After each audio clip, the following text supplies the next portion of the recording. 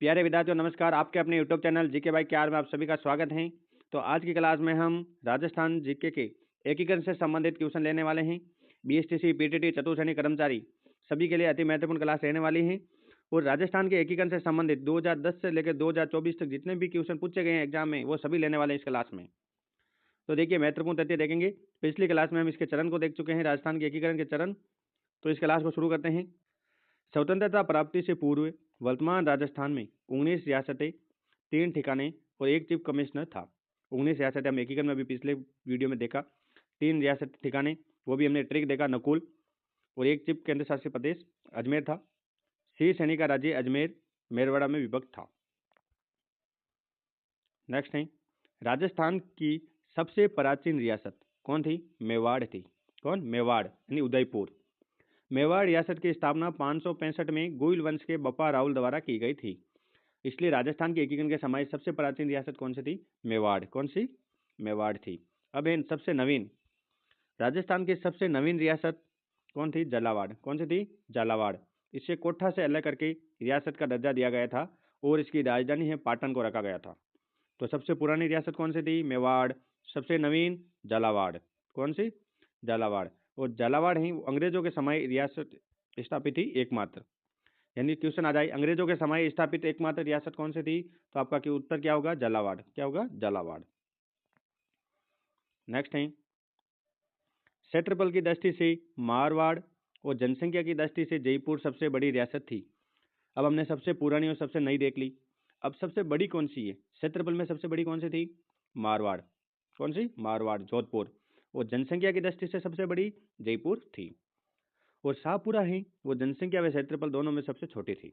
जनसंख्या में माने तो भी ये सबसे छोटी और क्षेत्रफल में माने तो भी ये सबसे छोटी, दोनों दृष्टि से ये सबसे छोटी रियासत थी शाहपुरा।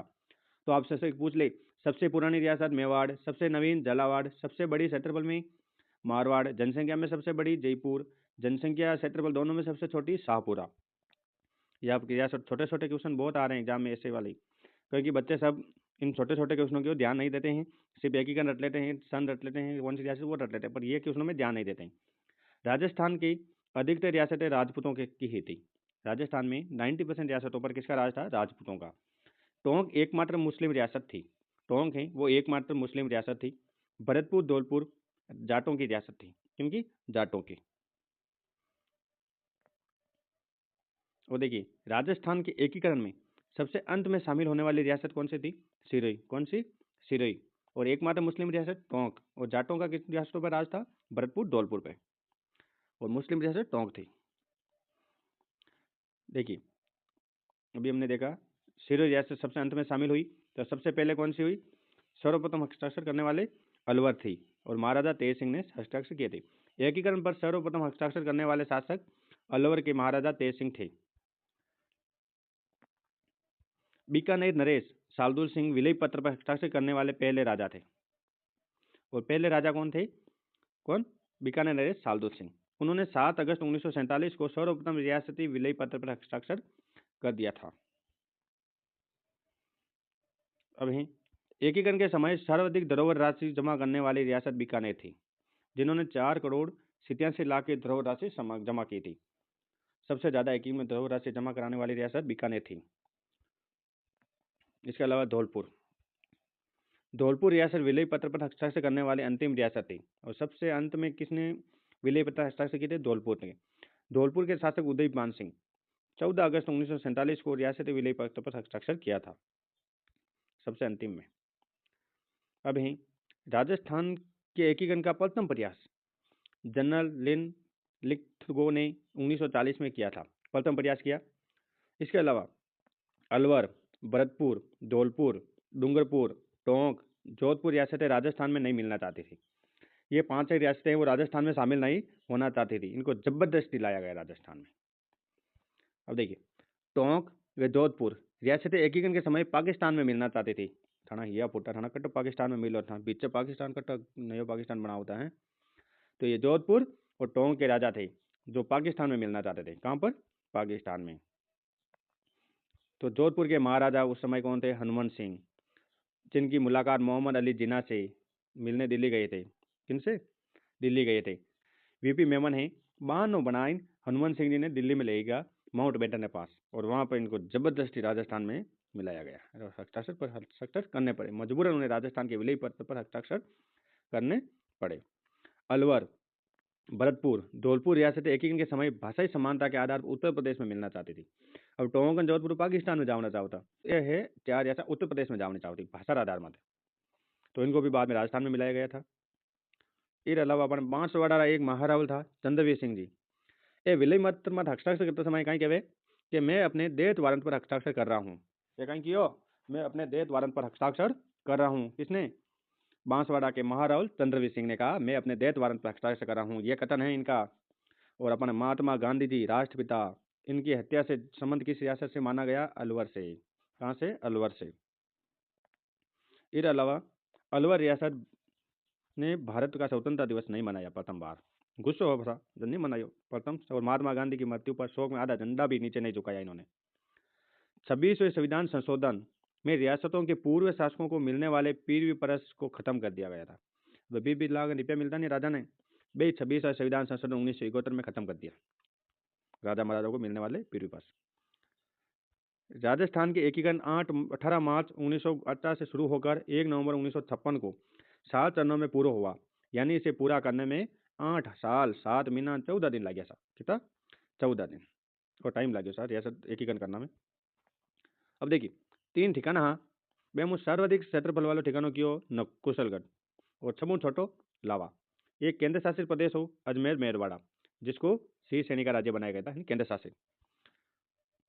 अब सर एकीकरण के समय मानकीराव वर्मा कहीं कियो कि महाराणा भूपाल सिंह और उसका दीवान मेवाड़ के 20 लाख लोगों के भाग्य का निर्धारण नहीं कर सकते। ये कथन किनका है? मानकीलाल वर्मा का। इन्होंने कहा कि मेवाड़ के 20 लाख लोगों के भाग्य का निर्धारण है वो महाराणा और उनका मंत्री नहीं कर सकते हैं, प्रधानमंत्री ये दोनों नहीं कर सकते हैं, इनका निर्णय जनता को स्वयं लेना पड़ेगा। अब देखो हीरालाल शास्त्री जी हैं, वो पटेल ने एक पत्र लिखियो बीरमन कहना लिखियो कि सिरोही ने राजस्थान में मिलाने आते। सिरोही का अर्थ गोकुलबाई भट्ट हैं, इनके बिना हम राजस्थान नहीं चला सकते। ये किसने कहा? हीरालाल शास्त्री ने। किनको? सरदार वल्लभ भाई पटेल को पत्र लिखे कहा कि साहब सिरोही का अर्थ है गोकुलबाई भट्ट और इनके बिना हम राजस्थान नहीं चला सकते, तो गोकुलबाई भट्ट को राजस्थान में मिलाओ, यानी सिरोही को राजस्थान में मिलाओ। तो राजस्थान में मिलाया गया था सिरोही को।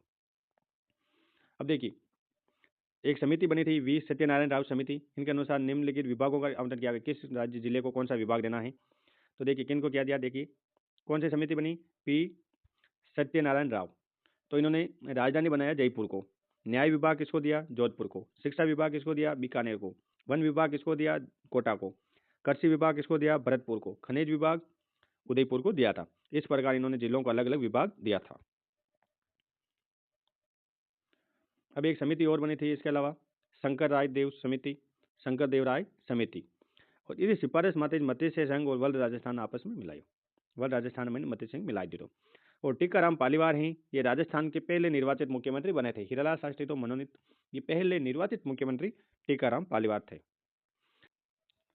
जयपुर व जोधपुर में राजधानी बनाने के लेकर विवाद हो गया था।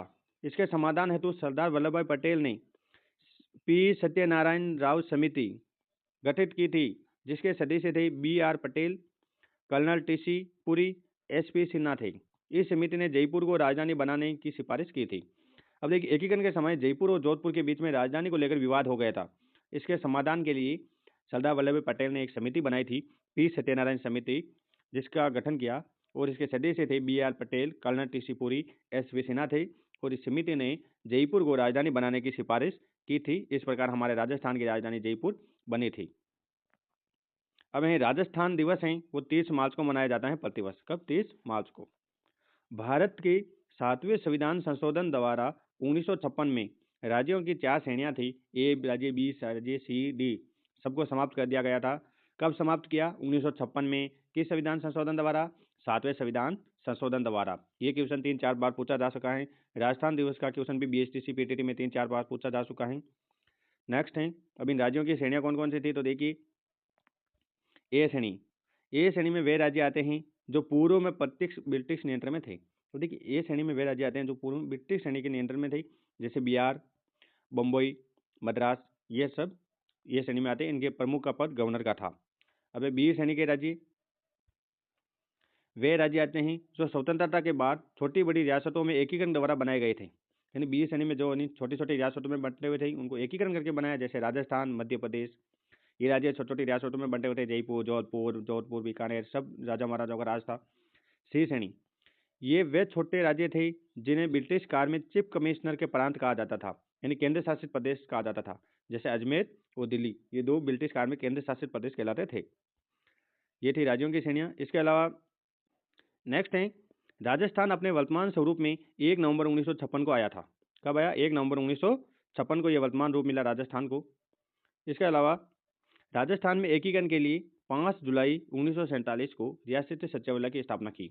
कब? राजस्थान के एकीकरण के लिए 5 जुलाई 1947 को रियासत सचिवालय की स्थापना की गई थी, और जिसके अध्यक्ष हैं वो सरदार वल्लभ भाई पटेल थे। कौन? सरदार वल्लभ भाई पटेल। वो सचिव वीपी मेमन थे। और इस रियासत सचिव द्वारा 2 शर्तें रखी गई थी राजाओं के सामने। कितनी? 2। जो ही राज्य स्वतंत्र घोषित हो सकता था, जिनकी जनसंख्या 10 लाख से अधिक हो और वार्षिक आय 1 करोड़ होनी चाहिए, वो राज्य अपना स्वतंत्र रहने के लिए थे। तो इस शर्त के अनुसार राजस्थान के सिर्फ 4 रियासतें ही जो इस शर्त को पूरा करते थे, जयपुर, जोधपुर, उदयपुर, बीकानेर। ये 4 राज्य ही इन दोनों शर्तों को पूरी करते थे, 10 लाख जनसंख्या और 1 करोड़ से अधिक वार्षिक आय। राज्य पुनर्गठन आयोग 1955 में। देखो, राज्य पुनर्गठन आयोग का गठन कब हुआ? 1955 में। इसके सदस्य थे फजल अली, हृदयनाथ कुंजरू, के एम पणिकर।